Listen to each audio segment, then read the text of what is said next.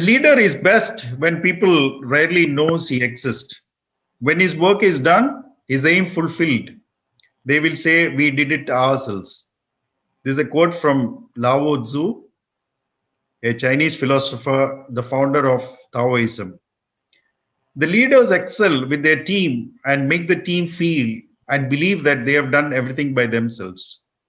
Today, as part of leadership series by Global TV, we're happy to bring one such leader who makes his team believe that they have done everything by themselves. Mr. C. Padmakumar, welcome to our discussions on leadership. Thank you, Tom. Mr. Padmakumar is a past chairman and managing director of Terumo Penpal Private Limited, one of the largest manufacturers of blood bags probably in the world. He joined way back in 1985 in Terumo Penpal, which was then called the Penpal Limited. Later, he became the executive director and the chairman and managing director. Currently, Mr. Padmakumar is the director of Kerala Life Sciences Park Private Limited. He is the director with Trinity Skill Works Private Limited. He is the director of Maricar Motors. He is also pro bono advisor to People for Animals, Kantari, and Helping Hands, which are NGOs. Mr. Padmakumar, thank you for joining these discussions. I'm sure your words of wisdom on leadership will definitely enlighten our listeners today. Thank you for inviting me. You know, some people develop leadership skills at a very early age. Some develop as they come up in their career. What has been your experience? Did you have leadership skills? Did you show any incidents of leadership skills at an early age, or you built it up as you came up in your career? There is a saying, Tom, about greatness. And I think we can probably apply that here. I believe that, some people are born great and some people have greatness thrust upon them. So I think I definitely was not a born leader. I have happened to occupy a few leadership positions in my career. And if I look back to my early years, especially school, I don't think I showed much leadership qualities except for two instances. One was in my first school in Ooty, Lawrence School of Mill. I was made a prefect in the 6th standard. So that you could say is probably one early, sign that somebody felt I could occupy a leadership position. The other thing which I recollect is nobody ever gave me any formal position, but from the age of maybe 10 or so, that is from the 5th standard, I have been directing plays. Okay. I made the play myself, so there is a certain amount of leadership. That is the only leadership that qualities that I have displayed in my early career. And so I'm sorry to say that I wish I could have given you a much better account of myself as a young man, but I don't think I displayed much leadership qualities early in life. I think it's a very interesting and it's a very good lesson for aspiring leaders. See, some people think if you do not show leadership qualities when you are in the school and college, you cannot take up leadership positions. I think your lesson from your life is going to inspire a lot of youngsters because they can now look forward to taking up leadership positions, even though they may not have had much to do when they were in the school or the college. That's very interesting. Sometimes our attitudes and qualities are influenced by people. Do you have anyone in your life who would have influenced your leadership style? I think two people have been a big influence on, actually not two, three people have been a big influence on my life. The first is my father, my late father. Then I had actually two brothers, one of whom passed away and one of whom is still there. My eldest brother is still with us. And all of them in different ways had a big influence on me. But I would say that the main influence on my life has definitely been my father. And in many ways, I tried to model myself and my actions on whatever I saw in him, whatever I heard about him. So there are a couple of things actually which I can narrate about my father. Growing up, when I was in school, I didn't know much about what he did, except that he was a good father and that I was very comfortable with him. I felt very safe. And he was very tolerant and relaxed. Never asked me to do too many things. But I didn't know really what he did in his work or anything till I came to, actually, not even in college, when I started working. And he never spoke about himself. He never said anything about what he did. So I had absolutely no idea till I started working what it was that my father actually did. I knew he was a manager on a plantation, a company, earlier on it was run by the British called Harrison's Malayalam and later taken over by Indian management. So he had to run these big estates and we lived on these estates. So life was good. So when I started working, I remember I started trying to get some information about what was his experience because I wanted to try and learn something. It was very difficult to get him to say anything. So my source of information was mostly my mother. I would go to her and she would tell me certain things. Okay. And then I realized that actually he was, very interesting person. And he had an extremely colorful and interesting career. Okay. So if I can narrate one or two instances from his life, Please. that had a very big impact on me. So after he had been working for about 10 years, I'm talking about 1957, when the first communist ministry came up in Kerala, EMS Namboothiripad's ministry. Yeah. This was before we were born, but life was very different then. And these communists had no idea what they were doing. So they came and actually took over the state. Oh. Meaning, in every police station, there was a Communist Party cell member who used to tell the circle inspector what to do. And in this circumstances, my father was a manager in an estate in Wayanad called Sentinel Rock. This was actually a hotbed of the Communist Union. And my father found it very difficult because it was actually quite dangerous and risky. So I like I said, till I started working, I had no idea that all these things had happened. And he managed to turn around an estate which they had actually planned to close down because the previous manager, who was English, said it was too dangerous. While he was there for 4 years, I was, not yet born. He built a factory there. He got that estate running. And then as a reward, they transferred him to what was considered the most difficult estate in the entire group. They had about 30 factories in a place near Trichur called Kundai Estate. Now, Kundai Estate was the second worst estate in Malayalam plantation. Out of the 32. So rank is now 31. He was on Kundai for 10 years, around the time when I was born, 61 to 71. When he left, it had become the number 2 position. Wow. So I was astonished. And he never said all this. Like I said, I got this from different sources. So I used to sit and try and ask him, what did you do? And the answer was very, very interesting for me. He said, I didn't do anything. So I said, no, you must have done.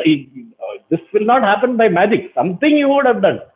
Right. He said, no, I just did my job.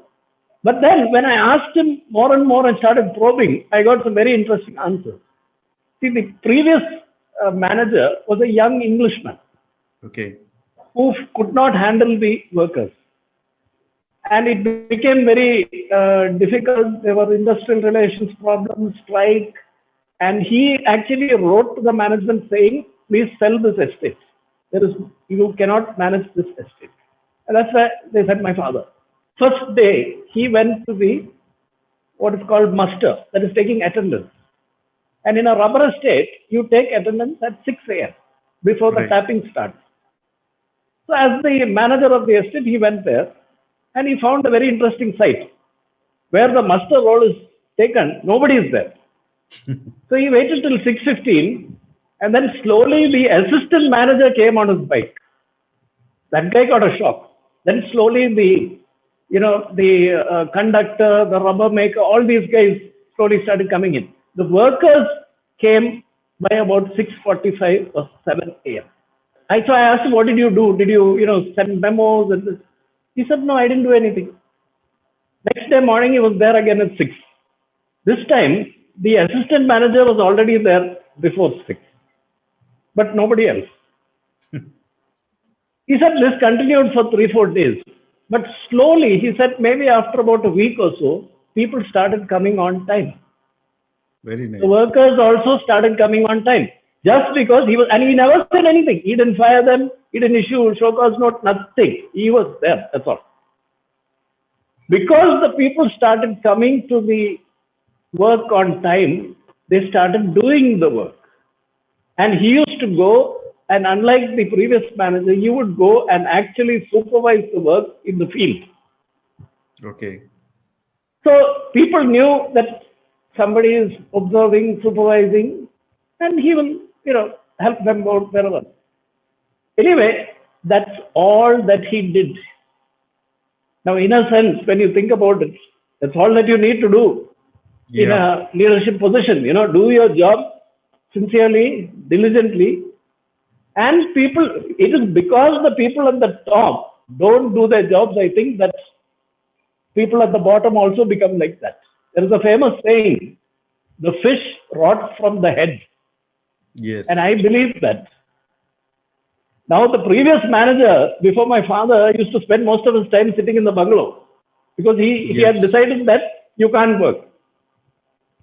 So I found this, and I tried to apply this in my career, when I've had to deal with workers and staff, and, I found this experience extremely helpful for me. I think what you said is like what we say in management, walk the talk. Exactly. So probably your father practiced it subconsciously, but he was just doing it. He didn't know how to say it. Jargons about it. But those days he just did it and it gave results. I think it's a very beautiful lesson for all of us. So have you faced any major challenges in your leadership journey? And if yes, how did you face it?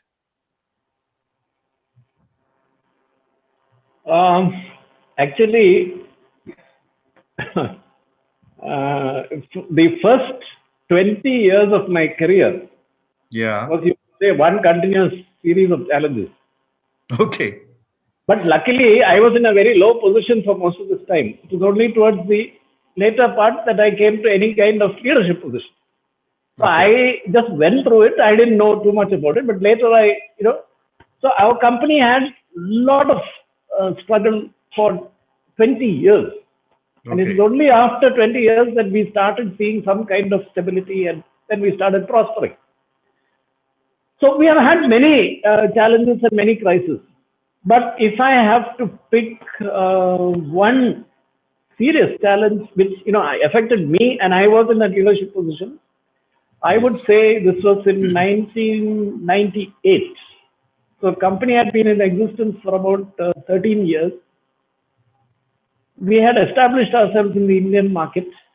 We had some export business, and we were actually, incidentally, we had become a sick company. Okay. Under the IFR Act, and we came out of it. We were doing reasonably well when many Indian companies entered the market, competitors. Okay. And thanks to severe price competition, we were again in deep trouble.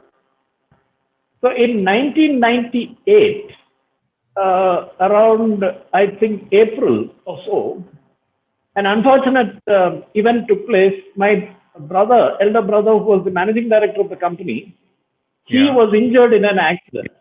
Okay. and he had to be, hospitalized, and then he was confined to home for 2 months. Okay. Now, at the same time, we had our worst crisis because just then our entire export business stopped. Okay. Our export manager left the company, and we had left it to him. In fact, I did not even have a passport. I had never been abroad till then. And my brother, so the managing director, the leader of the team, he is not available. And we were not able to pay the workers or the executives' salaries for 4 months. My But God. work was continuing. Work was still continuing. And we had at that time four unions, very strong, powerful unions with political backing, plus one independent union. Yep. So altogether, this was a very difficult thing. So there is no cash, you can't pay salaries, there is no business, the boss is out of action. What do you do? And I had no idea what to do. I mean, from my MBA or whatever books I had read or I had no idea No what solutions. to do. No solution. But I would like to share an interesting story from that time. What I feel helped me get through that period. Okay. One day I called my MBA batchmate, Joseph Lewis. Okay. So at that time he was working with a company called Capital Mercury, which is a garment exporter. Yep. Joe was doing very well. He was, flying high and doing very good business. So Joe and I are quite close. So I called him basically because I was doing so badly and feeling so demoralized. I think you know the saying, misery loves the company of misery. So I wanted to hear some misery from him. Yep. I asked Joe, so Joe, how are you doing? After telling him my story and all, oh, he said, CP, I am doing so well. And I thought, why did I call this fellow? I wanted some reassurance. Other people are also doing badly. And now he's telling me, and he told me he's doing X, this, that, and so on. So I heard him out. I was thinking it was a big mistake. I should not have called him. Then after this little bit of talk, he came back to what I started with, saying that I'm feeling a little, pressurized and I don't know what to do. He said, you know what, to get your head straight, why don't you do one thing? Why don't you go and start playing something? You're a physical guy, you're not doing anything. Why don't you just go and pick up a game like golf? Okay. I thought this guy's completely lost it. I'm telling him that, I am facing serious business problems. I can't pay the salary. I've got union problems, so many problems. And he's telling me, go and play a game. Wow. So I thought this is a waste of time. We put the phone down. Next day morning, but I had slept over it. And I thought, okay, let me see. I went, and unfortunately, the golf coach could not accommodate me. But in the same, club, there was a tennis court. Okay. And I had learned tennis when I was in college. So I went and picked up the game again. And you won't believe it. Every day during that crisis period, I used to go 1.5 hours and play tennis, and that saved me. Okay.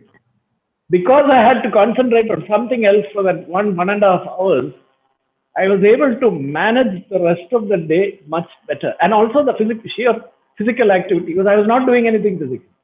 Right. And then to come to, what did I do to solve the problem? Again, I didn't have much of an idea, but we made a small plan, few things that we thought we should do. And I think I tried to follow my father's model.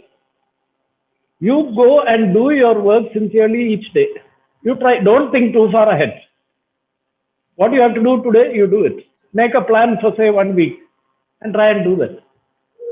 And slowly, after a few weeks, few months, things started slowly improving and we came out of that crisis.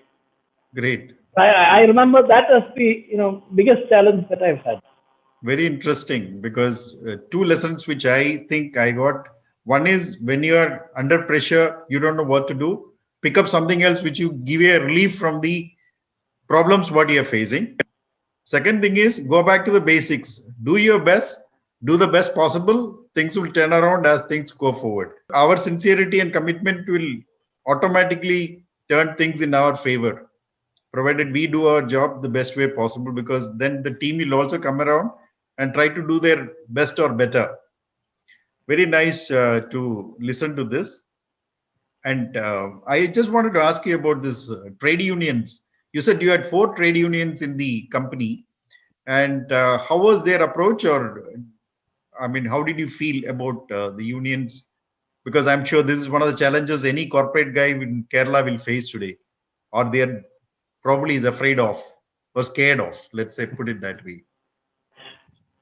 Yes, it's an interesting problem. So, my brother and I have somewhat similar views on this subject. So, I differ a little bit from his assessment. Let me narrate a few things about our experience with unions, and then you can decide whether, it is difficult to do business or whatever. Fair enough. When we started the company, obviously there was no union. Okay. And very early, I think we started production in '87. We had to stop production after 6 months because the quality was so bad. We had to, shut the factory for 1 year, then get everything corrected, restarted. We became a sick company, etc. In '89, I think,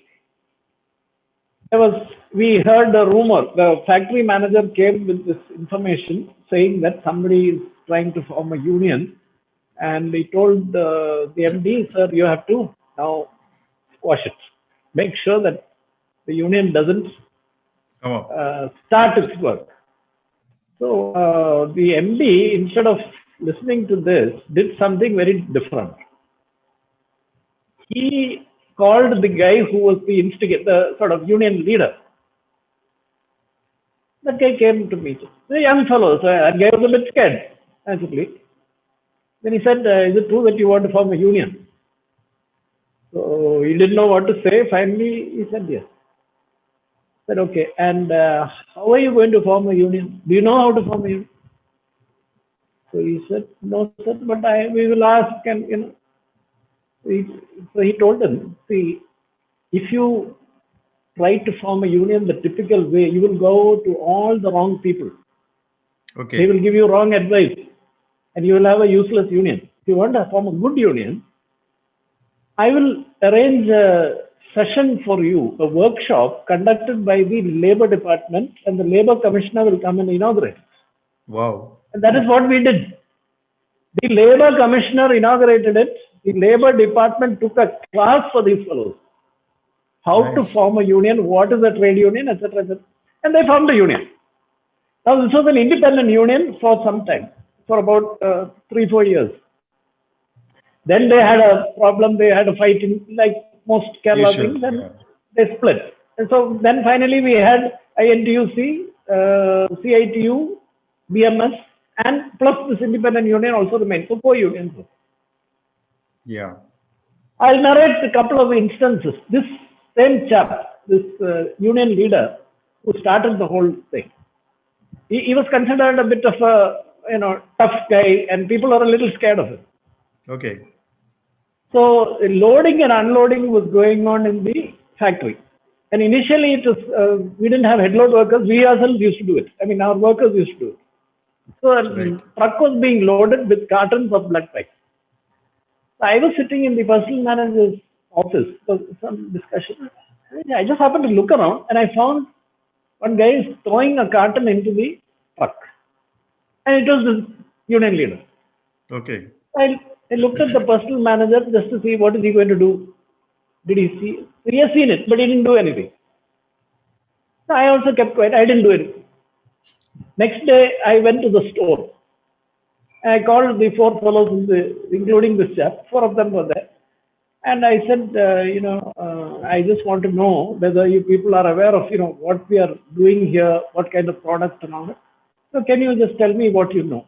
So they knew everything. They said, sir, it's a blood bag, critical medical device, life-saving, ഇത് വളരെ സൂക്ഷിച്ച് വേണം നമ്മളിത് use ചെയ്യേണ്ട അതായത് എന്നൊക്കെ പറഞ്ഞു. I said, അപ്പോൾ ഞാനൊരു കാര്യം ചെയ്യാം, I show you something, എന്നിട്ട് you tell me ഏതാ തെറ്റ് ഏതാ ശരി. And I took a carton and placed it very carefully on the table nearby. Okay.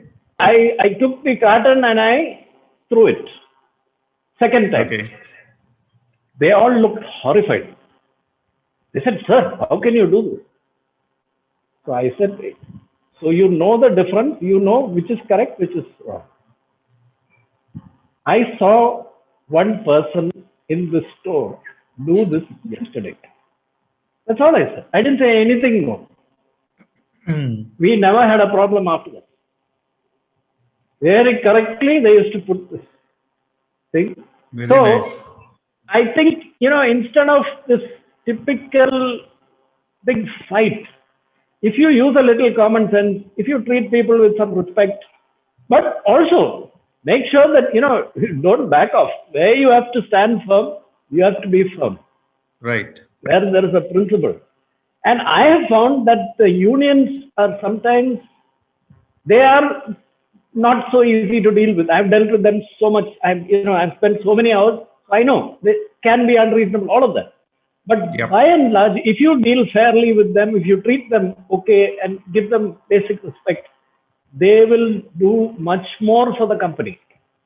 And we had an example of that. I told you about that challenge we had, when we couldn't pay the Yes, salaries, right? yes. And during that time, we negotiated revision. By that time, we had long-term settlements. We negotiated a settlement Okay. whereby they were not being paid. 4 months, no wages. Right. They agreed to increase the production. Wow. So, Very nice. so this also is the same trade union. And in 35 years, when I was with the company, we had 3 days loss of this thing due to strike. Fantastic. Two things which came out to me. One is you deal with them fairly. They will also cooperate and do their best to support the company. And I think your story of how they stood by you when you had so much of difficulty. I mean, it's a very great lesson for anyone who is listening to this talk. Very nice. You are doing a lot of philanthropic activities, as part of, is it part of your leadership, or it's just that you have taken it as a cause, a societal cause, you should contribute? And what is your thought about it when it comes to leadership positions? Because there are a lot of leaders who just don't care. There are a lot of leaders who really care for the society.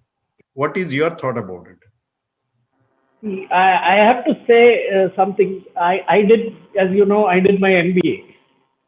Yes. I didn't learn much, unfortunately, during my MBA because I wasn't paying enough attention. But after I finished my MBA, I have really studied business and management. Probably more than many people. And I don't agree with some of the things which are being taught, and you're sort of expected to do certain things. Yes. First and foremost, see, this whole emphasis on leadership itself is something I don't agree with. See, a leader is, I'm not saying it's not important. A leader is important, but it's not that important. For an organization to succeed, the key people are actually the guys doing the work. If you take care of those people and that's the job of the leader, make sure that they have everything they need to do their work well. Now, I was fortunate because few times I had to do the same work that the worker did, not supervise them, actually. And that is why I have a lot of sympathy for workers. Because I did it, and now I know why they react in certain ways. Right. As far as this leadership thing is concerned, I feel when you talk about, say, philanthropy, you shouldn't do it because it is expected of you as a leader. I didn't do it for that reason at all. When I was very young, I started working. My first salary was 450 rupees. And out of that, I used to, for 1 year, it was very stupid of me, but 100 rupees a month, I used to give for some charity. Right. So what happened as a result was I had no savings. And finally I had to go and borrow money. So that's why I said that was, But I felt that, you have to do something. That's been with me. And my brother also had the same thing, that he felt, as an individual, you owe something back to society because you have got so much from society. That has nothing Okay. to do with business or leadership. It's just a personal preference. And I Right. think you should do it if you believe you want to do it. Don't do it. The worst thing that I've heard of is the CSR Act, which we have in India, which is actually Yes. a tax, and they're Yeah. calling it CSR. It is not CSR. CSR means it's a voluntary thing. Yes. Now, what the government is supposed to be doing, they're making us do it and calling it CSR. I think your message is very clear that it is your personal philosophy. It has nothing to do with where you work, what you do, which leadership position you occupy. It's all about your personal philosophy of whether you want to help somebody or not. It can be Correct. that you earn so much or you don't earn so much. It's up to us. Now, as a leader, do you enjoy your leadership position, or you find it burdensome? Because I know some leaders who occupy high position, they think it's a big burden on their shoulders. No, I didn't look on it as a burden, but frankly, I don't really enjoy this leadership role. Sometimes I have been put in that role. I have tried to do it to the best of my ability. But I think, as in terms of my nature and personality, I don't think I was cut out to be a leader. I prefer to be a team member. I prefer to work. See, for example, most of the time in a sporting team, when I Yeah. was in school and college, I was a member of the team. I was quite good at some sports.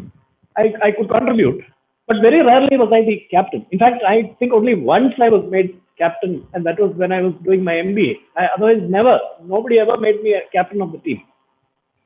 So I've always felt that my best efforts have come when I was doing something, rather than just this, leading and directing is not something for me. So the message is you can be a successful leader just by doing it.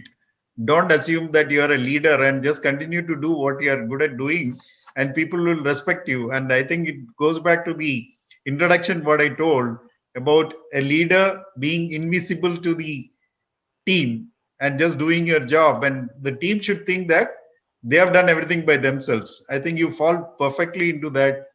I mean, whatever philosophy of But, leadership. but I tell you something about that, Tom. They see there's a very interesting point. Yeah.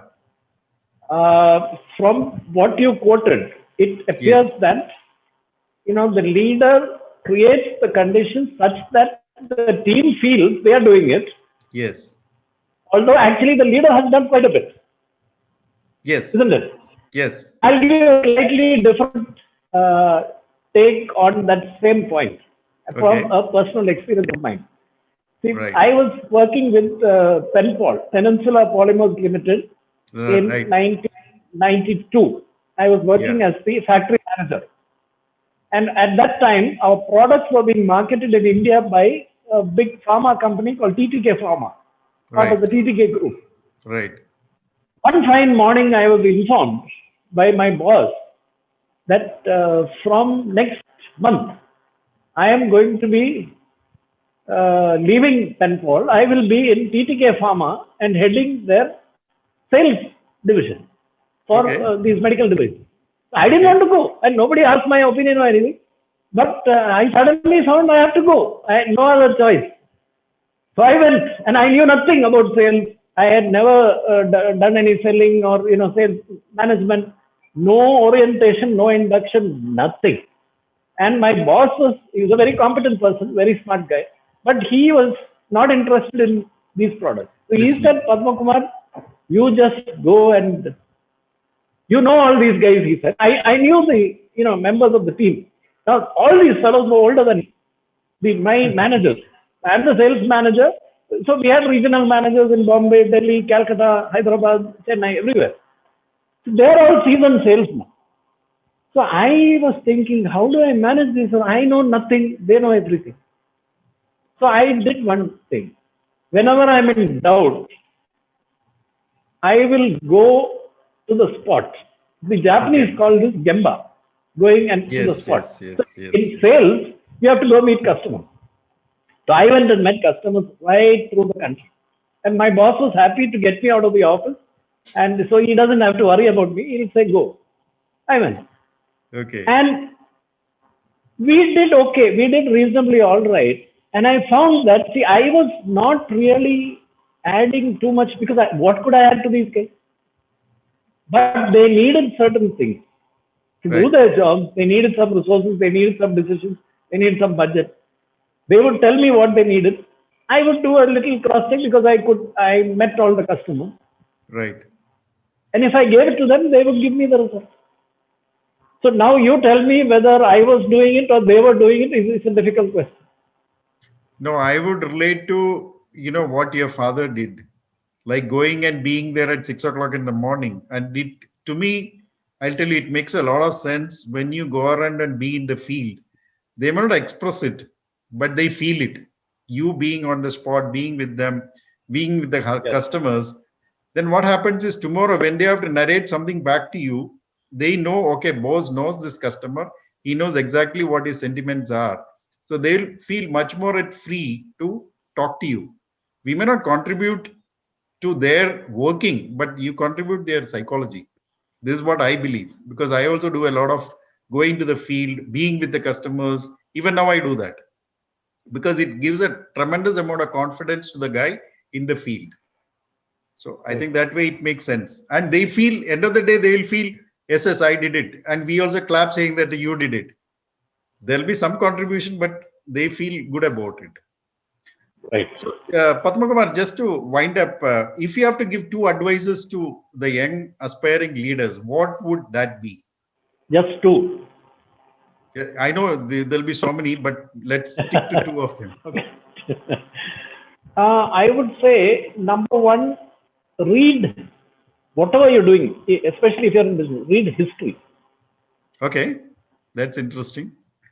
Number two, listen to as many different opinions as you can, Okay, but take your decision. okay. I'd say. See, this those reading are- history, I mean, I'm hearing for the first time. Can you give one reason why you think reading history is important? Okay, I'll tell you maybe just very quickly. Yep. I went once on an export trip to Syria. And one day it was the free day after my work was finished, but the flight was only on the next day, so I had to do something. And the distributor there, he arranged a trip for me to some place near Damascus, about 3-4 hours drive. It was an ancient ruin. I had never heard of this place. I went there, and it was a really ancient one. So we're talking about something more than 2,000 years old before Christ. Right. And there was a temple of Baal. There was so many things, So we think that everything started with us or recently. So the guide was showing us throughout the city, what is left of the city. You can see the ruins. And then there is one place where outside is the outside world. Inside you come into the city, and there is a customs toll gate. Even today, you have customs toll gates, right? Right. If you want to come and sell your goods inside the city, then inside there is a marketplace.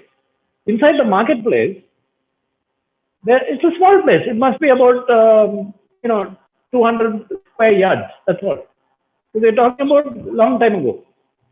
In the middle of that, I found 2-3 raised round, sort of like platform. So I asked this guy, "What is this?" He said, "Oh, that is for the,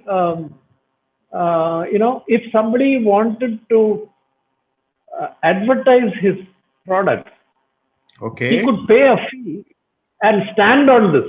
So if he stood on it, people can see him." Oh. Now you tell me what is the difference between today's Google ads and that. So you will understand, I think, that we didn't invent everything now we are not as smart or as great as we think we are. We are a continuation, and I think it might help us to become a little more humble. Very nice. That is, Very nice. Thank you so much, Padma Kumar. It was a very, very interesting. I think you shared a lot of stories.